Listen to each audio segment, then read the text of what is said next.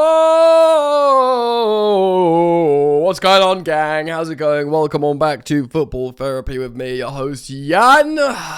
Trying to get through the existential crisis that is being a Chelsea Football Club fan right now in dem trenches. I had a few beers last night and I reacted to a loss at home to Man United to kill off Champions League qualification hopes after what can only be described as presumably a strategized PR dump from, Cole Palmer's exclusive with The Guardian, saying he's not going to Manchester, he's staying at Chelsea. Caicedo extending following Reece James's extension, plans on Cole Palmer extension, and hopefully Enzo Fernandez. Badadek Barley's conference comments about winning trophies and buying ready-made players, and indeed just releasing media of, the team meeting thing with Caicedo. He did a speech and is emotional with his missus and his little girl. Trying to put out positive vibes, only to play a peculiar game against Manchester United in which we, had 20 more shots than them. It didn't really feel like that. But it's, personified in... I mean, you can pick whichever way you like it. Chelsea are a not good functioning team club. And of course, we're going to start speaking about the Not a Project CFC planned protest, which of course went on before, like a big march. Originally, I heard the number of 500. They are claiming 1,000. We'll look at some footage. It does look like, a good demonstration in terms of turnout and numbers. We'll speak a little bit about that. Rosenior's words afterwards. Of course, we had to deal with Estevao coming off. He was in tears, apparently. Hopefully, he's okay for... I mean, part of me is apathetic for the rest of the season, I must say. As much as I'm desperate to win the FA Cup, I just look at this team and think, well, you're not very good. But Estevao is a wonderful young player that belongs to Chelsea, and I would be... gutted for the boy if he, for some reason, can't go to the World Cup for an injury. We'll speak about that a little bit. And then maybe a little bit, really to continue the theme of underwhelmment, there is an article on Liam Delap. We could talk about that. He's not scored in a long time. He looked very poor. Of course, Joao Pedro wasn't available. Do we want to be talking about Liam Delap? Maybe we could just talk about Chelsea a little bit more at large. Let's take a look at this then. I wanted to full screen this, but it doesn't work with the screen share, rather frustratingly. But hopefully you can see this. So this is a good bit of footage of the demonstration, the march yesterday.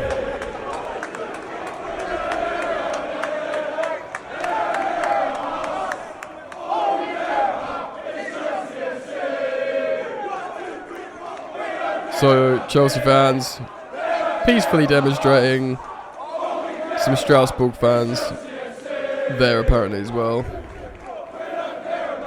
I mean, significantly bigger than what was previously organised. I mean, look at that, it's a mobilisation, Now that's guy, I don't know if you can see because of the lighting's behind. So it's a bit tricky there, but a serious amount of people.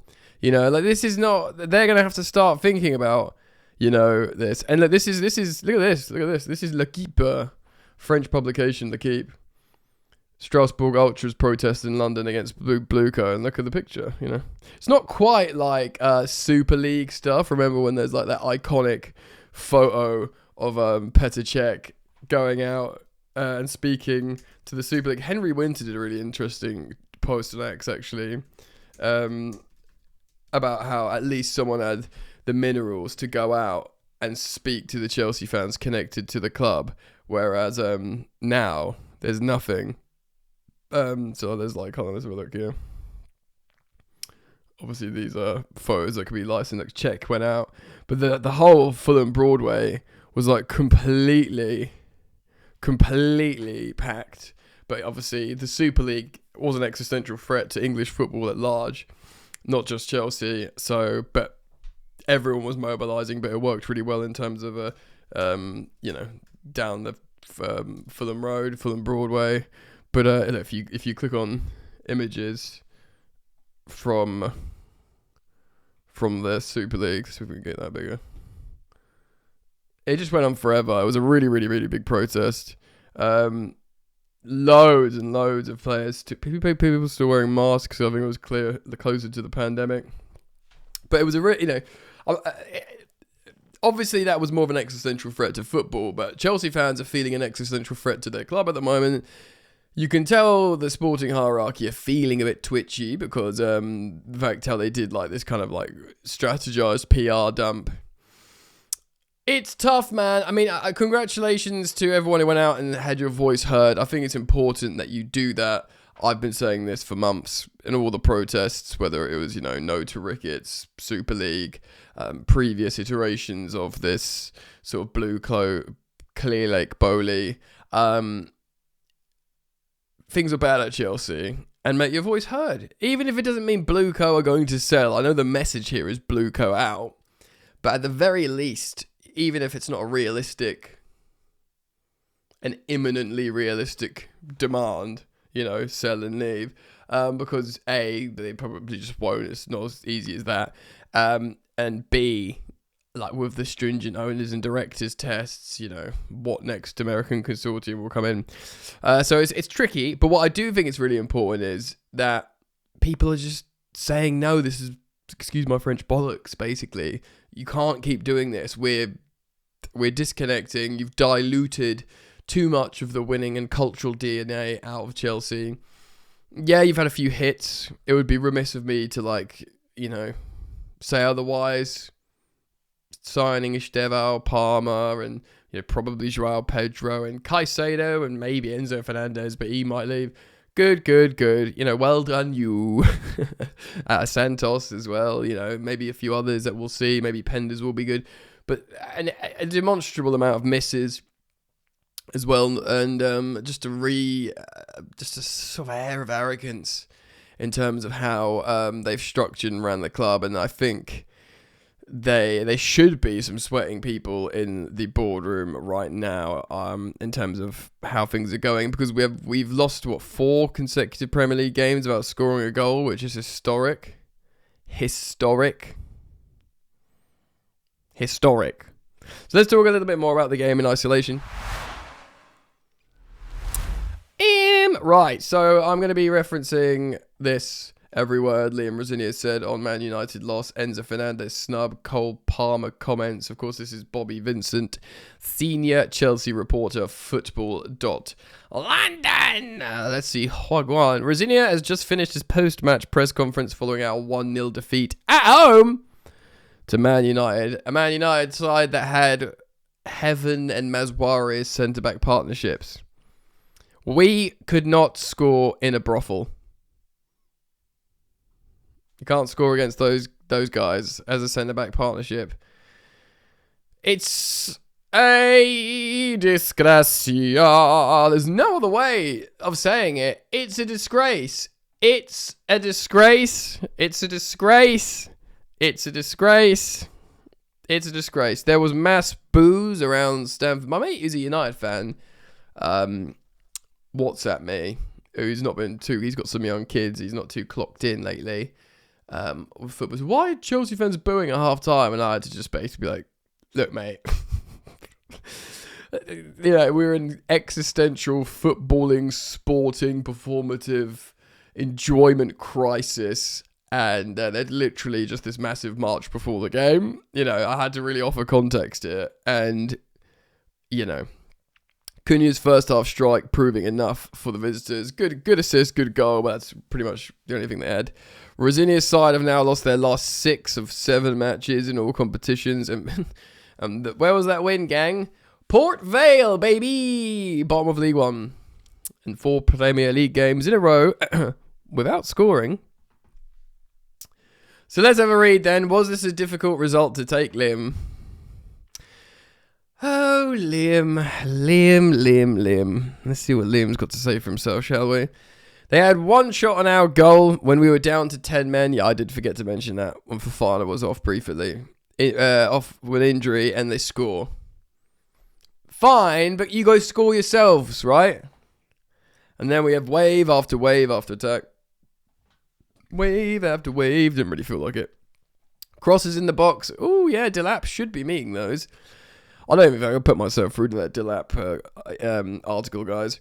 Moments we don't take advantage of. Story of our season. I think we've hit the woodwork 4 or 5 times. What we can't do is get into a cycle where we feel like it's not going to be our day or feel sorry for ourselves because we have to keep working. My guy, we are in a cycle, and we have been in a cycle for some time now. That cycle has begun. I'd say multiple negative cycles. We have to turn this around, but I can't, and I will never lie. I can't speak on things that I don't see. I saw a team that were dominant. We were dominant from the first moment and the game to the last. I don't give a so-and-so, bro. Score an effing goal, you bunch of sods. 4 games without scoring. I don't care about the nuance right now. Yeah, usually I do, but right now, I just don't want to hear it. But we have to take care of the moments better. Yeah, moments, setbacks, culture, mentality, freaking hemorrhoids, mate. It's a pain in the arse, all of it. And that's what's costing us points at the moment in time.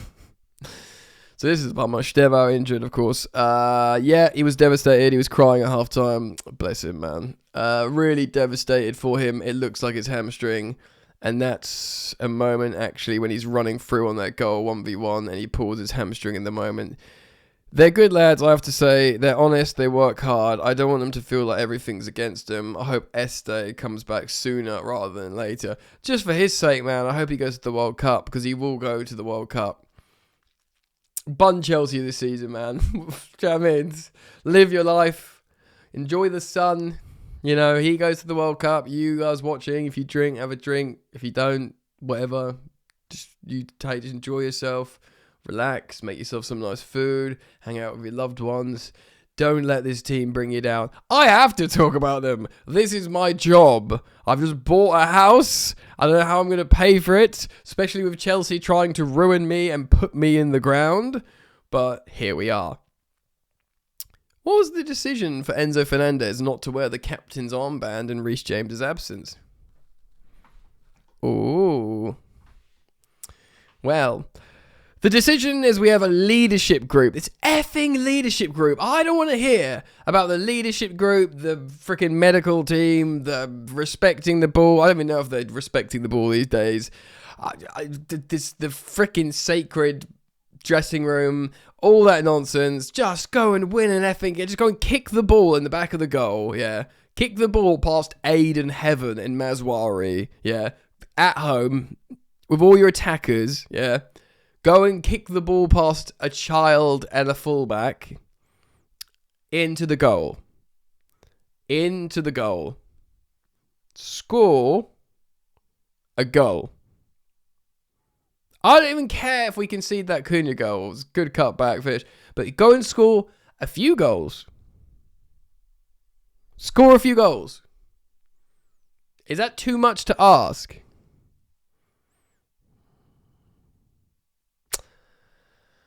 I feel like wearing the armband is an honour for this club. I do agree with that. I've been pretty consistent on that. Enzo played like a captain today. I thought he was magnificent. He ran himself into the ground. He gave everything. He played forward. He was unlucky not to score on a couple of occasions. I think that shows actually where he's been with us all this while. I'm very, very happy with his performance. I'm very, very happy with him, even though tonight we didn't get the result we felt we deserved or needed. It feels like Chelsea keep conceding basic goals, Liam. Very frustrating. The goal today, they had one shot on target in the game. I can't remember another chance they had. I could say that about Newcastle 3 weeks ago. Yeah, but you don't make excuses, do you, bro? So you wouldn't say it. You wouldn't bring it up. I know what we needs.